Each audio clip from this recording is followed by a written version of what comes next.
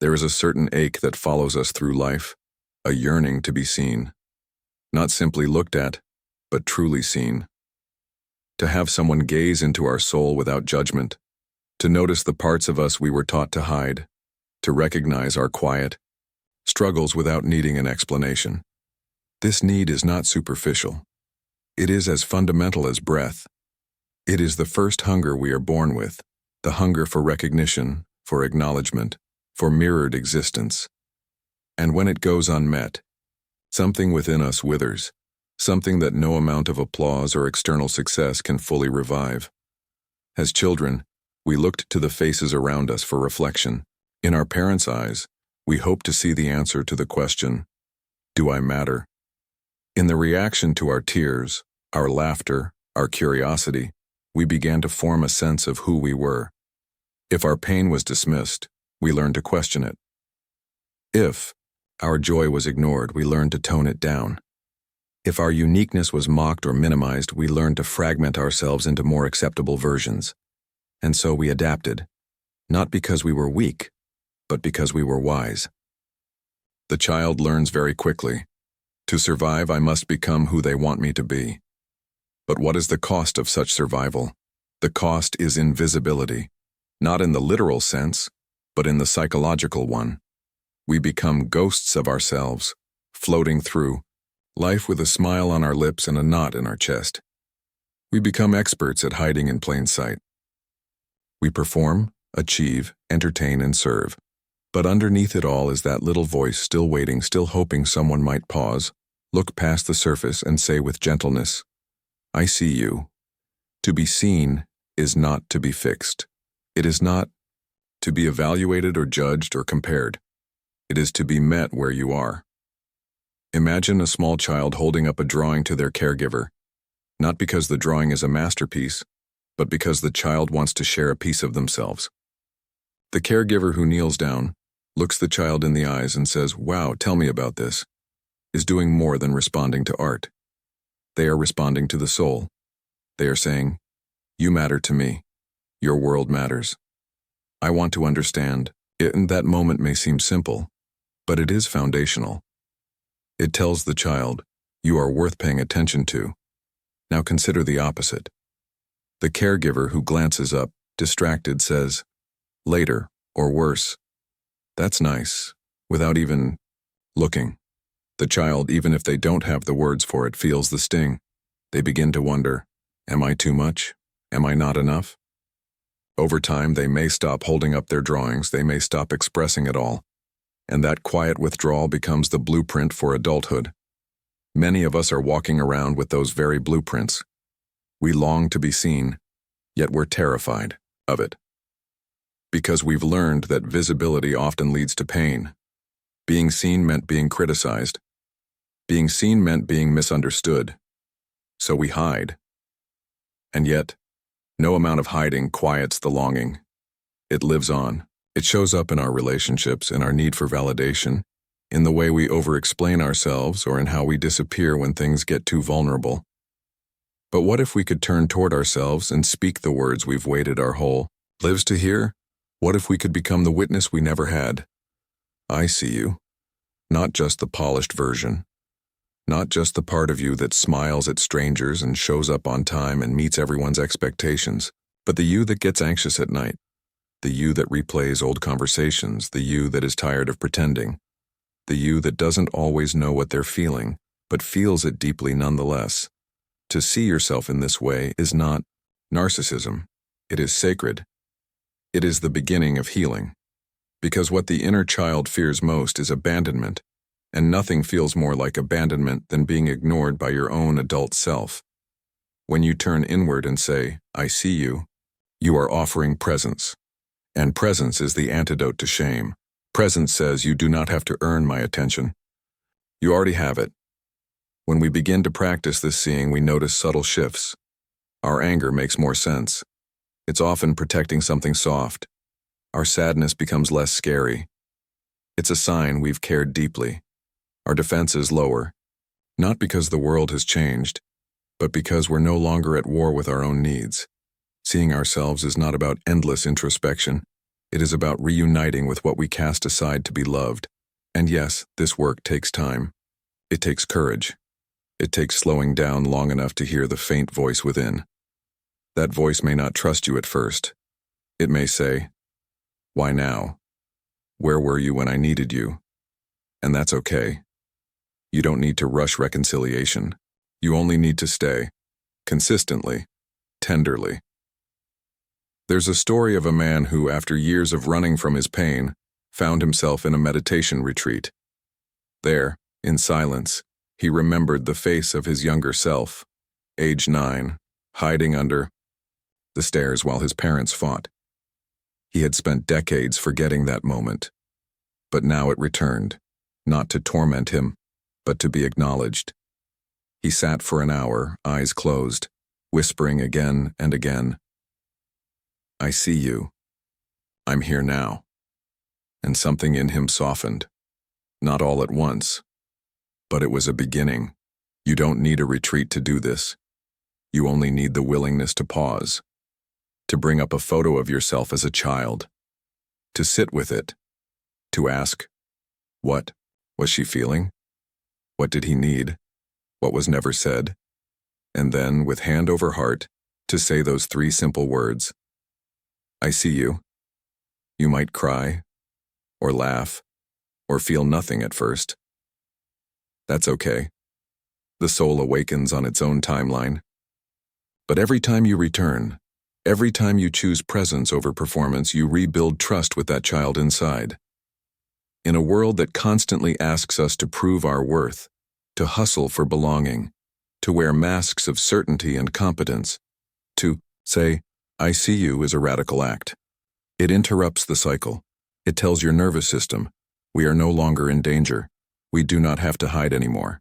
And from this place of visibility, real transformation becomes possible. Because when the child within is finally seen, not through the eyes of fear or judgment, but through the gaze of love, they no longer need to scream for attention. They no longer need to sabotage relationships just to feel real. They no longer cling to perfection or collapse into despair. They begin to relax, to speak, to create, to trust. There is a silence that echoes louder than sound. It exists in the hearts of those who were never heard, not because their voices failed them, but because no one was listening. Not truly, not with presence, not with care. And so many of us grew up in this silence. We spoke, but our words drifted into voids. We cried, but the world called us dramatic. We expressed ourselves, but were told we were too much, or too emotional, or simply wrong. Eventually, we stopped speaking, not because we had nothing left to say, but because the cost of being unheard became too great. To be heard is not the same as being answered. It is not about fixing a problem, offering a solution, or giving advice. It is about allowing space, making room for another's experience without intrusion. To be heard is to be met in your truth without the pressure to explain, justify, or make it easier for the listener. And for the inner child, there is no gift more healing than this: the gift of being heard. Children speak in many languages, not just with words, but with behaviors, with silences, with the look in their eyes, when they are frightened and trying not to cry. But too often, adults misinterpret these expressions. A tantrum becomes a nuisance, not a plea for connection. Withdrawal is seen as defiance, not sorrow. And so the child, sensitive and absorbing, interprets this misunderstanding as rejection. They don't get me becomes I must be wrong. They don't listen becomes I don't matter. And once this belief takes root, it follows us everywhere. We learn to keep our truest thoughts inside. We second-guess our instincts. We shrink our pain to make others comfortable. We become polite, agreeable, even charming, while carrying a storm inside. And because the world often rewards silence over honesty, we become masters of repression. But no repression lasts forever. What is silenced finds a way to speak, through anxiety, through self-doubt, through sudden anger that feels out of proportion, through relationships where we feel perpetually unseen. The voice returns. It always returns, The question is whether we are willing, finally, to hear it. To say "I hear you" to your inner child is to reopen the channel that was once closed. It is to acknowledge that your pain, your anger, your confusion, all of it, was valid. Even if others ignored it, even if they were too wounded or distracted to understand it mattered, and it still does. To hear is to bear witness. It requires stillness, patience, and a kind of humility, because you are not entering with answers. You are entering to listen. Imagine sitting beside a younger version of yourself. Perhaps they are sitting cross-legged on a bed, clutching a stuffed animal or drawing alone at the kitchen table while the adults fight behind a closed door. You do not speak. You sit quietly, and after a while, the child begins to talk. Not always coherently, not always calmly. They may be scared to speak at first, they may lash out or say nothing at all, but you stay, and slowly their words come. I was scared. No one came. I thought it was my fault. And in response, you don't rush to fix it. You say simply, I hear you. In those 3 words lives a revolution. Because hearing without interrupting, without interpreting, without dismissing, teaches the child within. You no longer have to scream to be acknowledged. You no longer have to act out to be seen. I am here. I will stay. Say whatever you need. A man in his early 60s once shared a moment from his childhood that haunted him. He had come home crying one day after being bullied. His father, uncomfortable, with displays of emotion, told him sharply, "Stop whining. Be a man." That boy, crushed, learned to swallow his pain. For decades, he never cried, even at funerals. He built a life of success and status but suffered from chronic tension, insomnia, and emotional numbness. It wasn't until he began inner work that he returned to that moment, not to change it but to finally listen. He imagined sitting with his young self and saying, I hear you. You didn't deserve that. You were hurting, and you had every right to cry. The release that followed wasn't loud, but it was deep. He said, "It was the first time I felt like I wasn't alone inside my own story." There is immense power in simply being present with what once was ignored. The child inside you doesn't need eloquence, they don't need perfect timing, they need sincerity. To be heard is to be allowed to exist fully, even the messy, inconvenient, unpolished parts. Many people resist this inner listening because they're afraid of what they'll hear. They fear being overwhelmed by old grief or discovering memories that feel too heavy to carry. But what's important to understand is that listening doesn't reopen the wound, it drains the infection. Suppressed pain festers in silence. Expressed pain transforms. When we say, I hear you to ourselves, we also begin to listen differently to others. We no longer need to correct or control their experience. We become more compassionate partners, more attentive friends, more present parents. Because we are no longer projecting our unheardness onto the world. We have begun to meet it ourselves. There's a simple practice I often share. When you feel triggered, overwhelmed, or ashamed, pause and ask yourself, what am I trying to say right now beneath this reaction? It may be I feel rejected, or I feel powerless, or I'm scared I'll be left. Then respond, not by dismissing it, but by naming it. I hear you. This simple recognition has stopped panic attacks, softened rage, and turned self-sabotage into self-awareness. Because once the inner voice is acknowledged, it no longer needs to act out for attention. Children, when ignored, often get louder. The same is true of our inner life. But once they are heard, they calm. They trust. They no longer need to protect themselves through silence or aggression. And so the simple act of hearing becomes a foundation for peace. We spend so much of our lives searching for someone to listen to us. Someone who won't rush to judgment, who won't try to fix us, who won't get uncomfortable with our truth. But that someone doesn't have to be far away.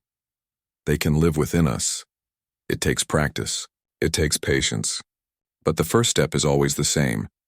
Stop, listen, and say the words your younger self never heard but always needed. I hear you. There is a peculiar kind of healing power in the words, I'm sorry.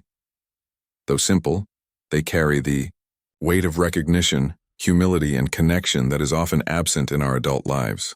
To apologize is not merely to admit fault or weakness. It is a profound act of reconciliation, not only with others, but with the fractured parts of ourselves. It is a bridge spanning the chasm between division and wholeness, between silence and conversation, between isolation and belonging. When we were children, many of us longed for apology, not only from those who hurt us, but also from ourselves. For there is a wound inside that carries the echoes of blame, shame, and unmet expectations. We often believed, or were made to believe, that we were somehow at fault for the pain around us. The fighting parents, the withdrawn caregivers, the harsh words, all engraved on the psyche as messages of "you caused this" or "you deserved this." And with this internalized blame, a voice within us grew heavy with guilt, forever waiting for a word that never came. I'm sorry.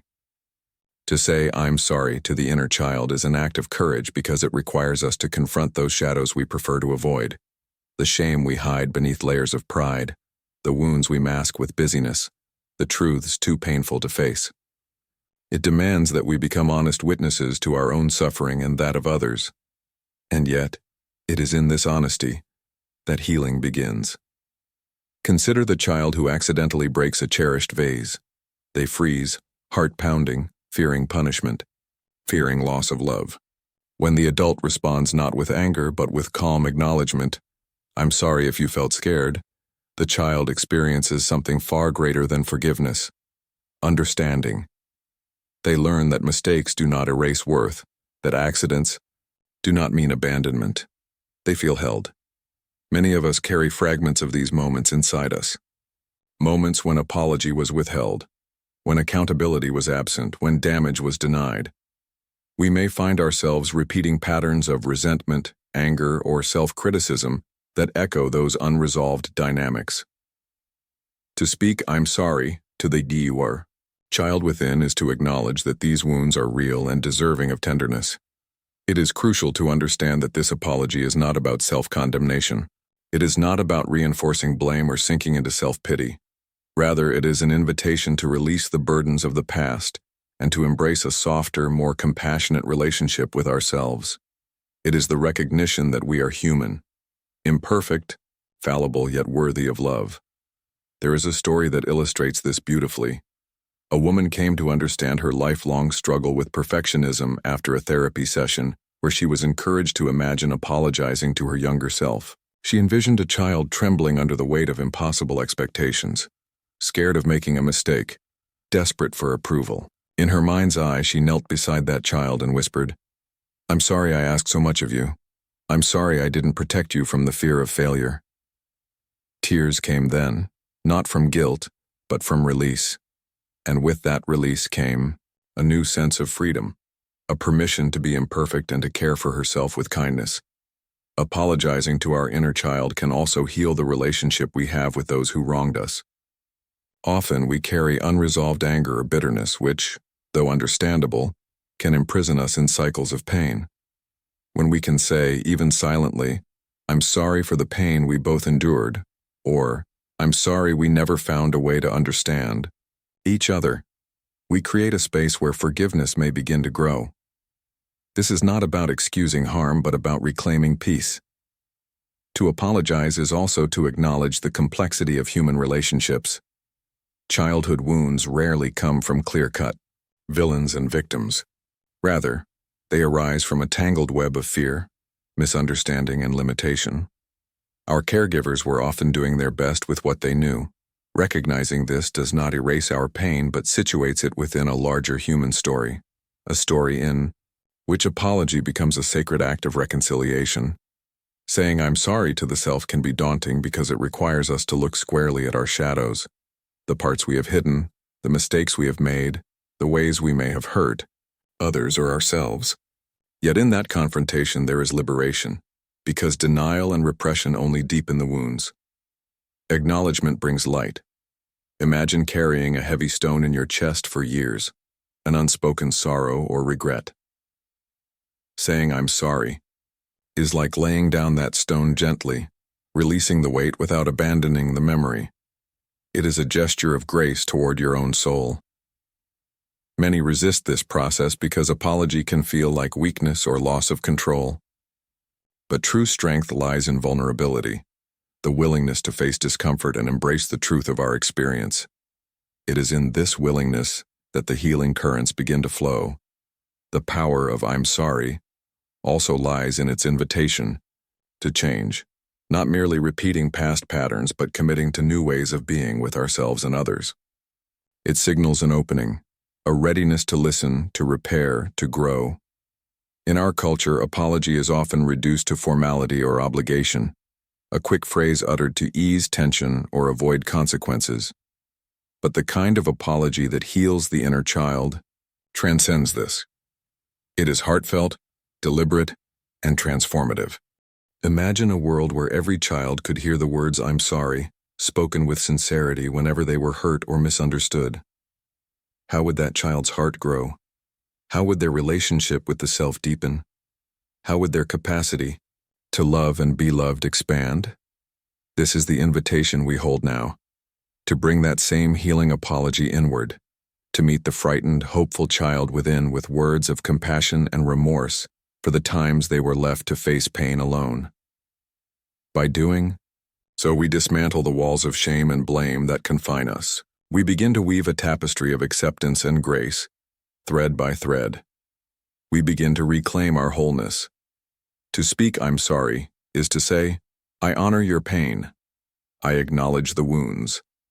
I commit to walking alongside you in healing. It is an offering of peace to the fractured self and a gateway to transformation. This process is not linear nor neat. It will awaken sorrow, anger, and grief alongside relief and love.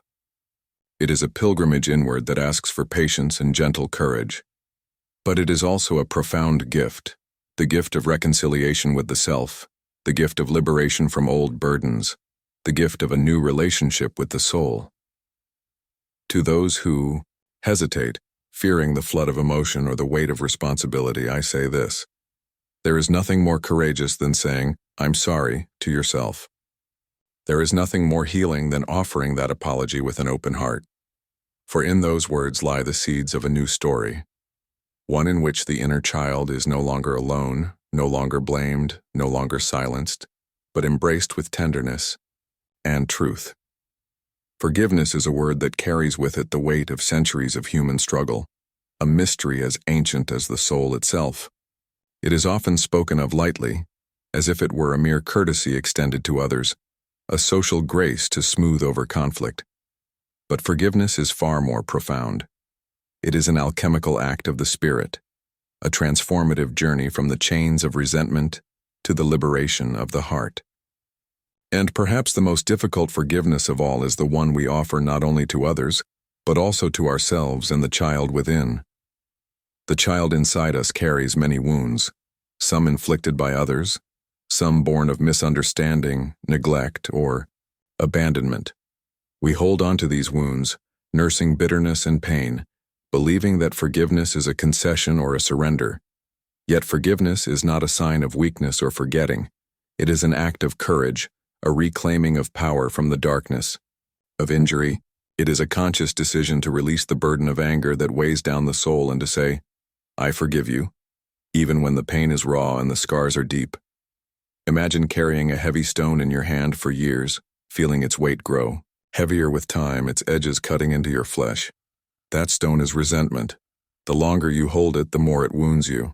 Forgiveness is the moment you lay that stone down, not because the wound disappeared, but because you choose not to let it define or imprison you. You free yourself, even if the other has not changed or asked for pardon. Forgiveness is a gift to the self before it is a gift to another. Many struggle with the idea of forgiveness because it challenges our instinct to protect ourselves. We fear that forgiving means condoning hurtful behavior or inviting further harm. But true forgiveness is not about excusing injustice. It is about reclaiming our peace. It is a boundary of the soul saying, "I will not carry this pain any longer." It is an act of profound self-care. The inner child knows this well, though it may not have the language to express it. The child who was hurt abandoned or misunderstood, often grows into an adult carrying a silent grudge, a shadow self that whispers, "They owe me." And indeed, there may be debts that cannot be repaid. But what the child also longs for is release, from bitterness, from anger, from the invisible chains of the past. Forgiveness begins with acknowledgement. It is recognizing the injury, the betrayal, the loss, not denying it or minimizing it. It is meeting the hurt with honesty before offering release. To forgive without first recognizing the wound is to bury it deeper beneath layers of denial. There was a man who carried anger toward his father for decades. His father's absence during critical years had left scars of abandonment and betrayal. For years, the man's heart hardened, closing off love and trust. It was only after he faced his own pain honestly and allowed himself to feel the full weight of his hurt that he found the possibility of forgiveness. He did not forget or excuse his father's absence, but he chose to forgive as a means of freeing himself. "I forgive you," he whispered inwardly. "Not for you, but for me." In that moment, years of bitterness began to dissolve. Forgiveness is not a one-time event, but a process. It may require returning repeatedly to the pain, reminding the wounded parts that they are safe and choosing again and again to let go. This is not weakness. It is the work of healing. The soul does not move in a straight line but in spirals, circling deeper into itself until it can embrace its fragmented parts with compassion. The act of forgiving another is intertwined with forgiving the self. Too often we hold ourselves to impossible standards, punishing the child within for perceived failures or shortcomings. We repeat the harsh judgments we once heard, believing ourselves unworthy of grace. Forgiveness turns toward that inner voice of condemnation and softens it. It whispers, "You are enough. You are worthy of love and peace." It is a radical act to forgive the self because it asks us to step out of blame and shame into acceptance. The child who felt unloved or abandoned often internalizes those wounds, believing they are the source of the pain. To forgive ourselves is to free that child from the prison of self-recrimination. In the sacred art of forgiveness, there is also the recognition of our shared humanity. Those who hurt us were themselves often wounded, acting from their own fears and limitations. This does not justify harm but invites empathy, which can soften the hardness in our hearts. When we say, "I forgive you," we are not condoning wrong but acknowledging the complexity of human suffering. Forgiveness transforms us. It loosens the grip of the past and allows new growth. It opens the door to compassion, to renewed connection, and to peace that surpasses understanding. It is not forgetting, it is remembering without pain. It is carrying the story differently, no longer as a burden but as a testament to resilience. To the inner child, forgiveness is a balm. It says, "You are not alone in your pain. Your wounds do not define you. There is a way to move forward." And in that message, the child learns to trust again, not only others, but the self, the world, and the future. We live in a culture that often misunderstands forgiveness, equating it with weakness or defeat. But in truth, forgiveness is one of the strongest acts of the soul. It requires humility to admit our vulnerabilities, courage to face our pain, and strength to release what binds us. It is important to remember that forgiveness is a gift you give yourself first. It does not require reconciliation with the one who hurt you, nor does it demand that you expose yourself to further harm. It is a sacred boundary, a reclaiming of your right to peace. The process of forgiving your inner child and those who hurt, that child is deeply personal and unique. It may take time, tears, and tender patience, but it is always worth it. For in forgiveness, the heart is freed from chains, and the soul begins to breathe again. To say, "I forgive you," is to affirm that your story does not end in pain but continues in healing. It is a declaration of hope and a commitment to love, and in that love the child within begins to heal, slowly and gently, learning that the wounds of the past are not prisons but doorways to a more whole self. This is the power of forgiveness, not as a word said lightly, but as a profound act of liberation that transforms darkness into light and brokenness into wholeness. To say, "I understand you" to the inner child is to offer a rare and profound gift, one that many of us never received in our earliest years. Understanding is not merely intellectual comprehension, it is the meeting of one soul with another, a recognition that transcends words and touches the very core of our being. It is the acknowledgement that our pain, confusion, fears, and longings are seen, validated, and held with tenderness. This simple phrase has the power to heal wounds that have festered in silence for years, sometimes decades. The inner child lives in a world that is often confusing and harsh. When we are small, we lack the language and the tools to articulate our experience fully. Our feelings are raw and overwhelming, and the adults around us may be distracted, absent, or unable to meet us with empathy. The child's cries for understanding often go unheard or misunderstood, leaving behind a deep sense of isolation. To hear "I understand you" is to feel at last that someone is truly present, that our inner world matters. Understanding is a bridge across the chasms of misunderstanding and loneliness. When you say "I understand you" to the child within, you begin to dissolve the isolation that trauma and neglect create. It is an invitation to sit together in the darkness, not with judgment or impatience, but with open arms and a gentle heart. It says, "I see you. I hear you. You are not alone."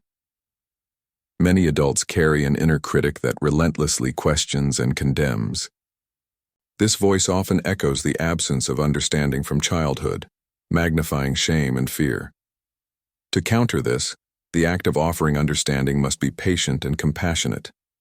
It does not rush the child to grow up, fix itself, or behave differently.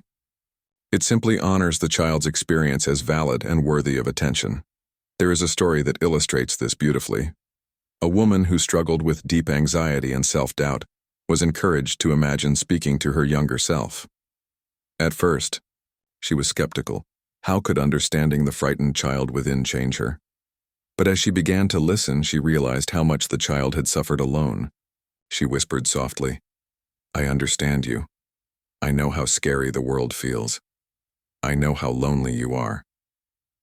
In that moment, the child's trembling eased, and a connection was forged, a connection that would become a source of strength. Understanding the inner child is also about recognizing the complexity of our feelings. We often want clear answers, simple solutions, or quick fixes. But the inner child's emotions are often tangled and contradictory, fear mixed with hope, anger mixed with longing. To truly understand is to accept this complexity without rushing to judgment. It is to hold the child's fears and dreams together, knowing both are real and deserving of care. This deep understanding requires us to be present with discomfort. When we meet the child's pain, we may feel overwhelmed, sad, or helpless. But it is precisely this presence, this willingness to be with difficult feelings, that creates space for healing. The child learns that it is safe to feel, to express, and to exist as they are. To say, "I understand you," is also an act of validation. Validation acknowledges the child's experience without minimizing or dismissing it. It does not say, "It wasn't that bad," or "You should be over it by now." Instead, it says, "Your feelings are real. Your pain matters." This recognition can undo years of internalized shame and self-doubt. Consider the ways we often deny or repress feelings as adults. How we tell ourselves to be strong, to move on, to not make a fuss. These defenses develop as survival mechanisms, but can also disconnect us from our authentic selves. Understanding. The inner child invites us to reclaim those lost feelings, to welcome them back without fear. It teaches us that vulnerability is not weakness but the language of the soul. Understanding also connects to the larger human experience. The child within each of us is a mirror of universal vulnerability and resilience. When we embrace this child, we embrace a shared human condition, that we all carry wounds, hopes, and dreams beneath the surface. This awareness fosters compassion not only toward ourselves but also toward others. The phrase "I understand you" can transform relationships as well. When we begin by understanding ourselves, we become more capable of understanding others. We learn that beneath behaviors and defenses lie needs and fears similar to our own. This insight can soften conflicts and build bridges where there were walls. Yet, understanding is not a passive state, it is an active engagement with the self. It requires mindfulness, reflection, and courage. It demands that we pause our busy lives and turn inward to meet the child who has been waiting. This child is often fragile and vulnerable, but also filled with creativity, joy, and hope. By saying, "I understand you," we invite those brighter parts to emerge and thrive. One must also be gentle in this process. The journey to understanding the inner child is not a race or a task to be completed, but a continuous unfolding. Some days may bring tears, others small moments of joy. All are part of the sacred dance of healing. Science supports the power of this kind of internal dialogue. Studies in psychology have shown that self-compassion and self-understanding reduce stress, increase emotional resilience, and improve overall well-being. When we nurture our wounded parts with kindness and recognition, the brain itself begins to rewire toward safety and connection. To those who feel distant from their inner child, who have long forgotten that small voice within, I offer this. It is never too late to say, "I understand you." The child is always present, waiting not for perfection, but for presence. This understanding is the soil from which healing grows, the light that guides us through the shadows of our past. In embracing this child, we reclaim a vital part of ourselves. We invite back the innocence, the wonder, and the capacity to trust. We begin to see our life story not as a series of wounds, but as a tapestry of survival and transformation, and "So I understand you" becomes a sacred mantra, a declaration of love and acceptance that can gently mend the fractures within. It is the beginning of a dialogue that invites the soul to speak and be heard, to be held and to heal. This understanding is not an endpoint, but a doorway, one that opens to deeper self-awareness, greater compassion, and a fuller, richer life. When we say "I understand you" to the inner child, we begin to weave the threads of wholeness and peace that the soul has long yearned for. In this simple but profound act lies the power to transform not only ourselves, but the world we touch. For healing begins within, and when the child inside is understood, the adult outside begins to live with greater freedom, love, and grace. To speak these words, "I love you," to the inner child, is to embark on a sacred journey toward wholeness.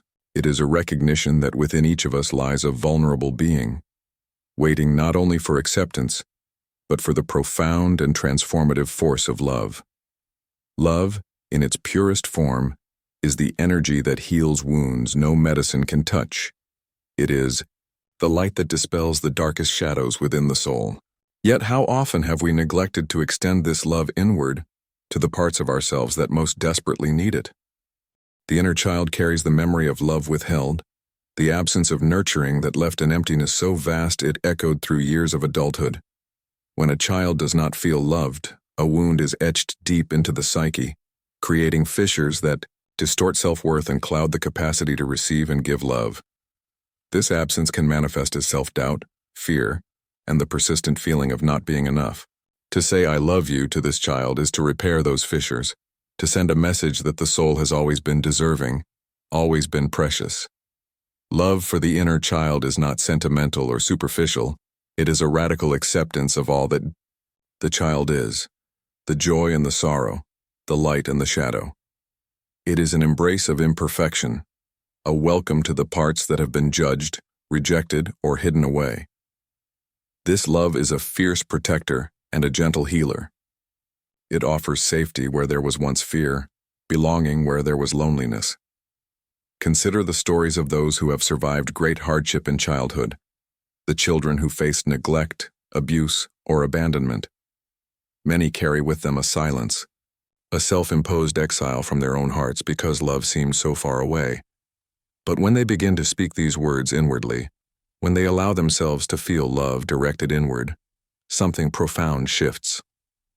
The armor cracks, the walls soften, and the child within begins to breathe freely. This love does not erase the past. It honors it.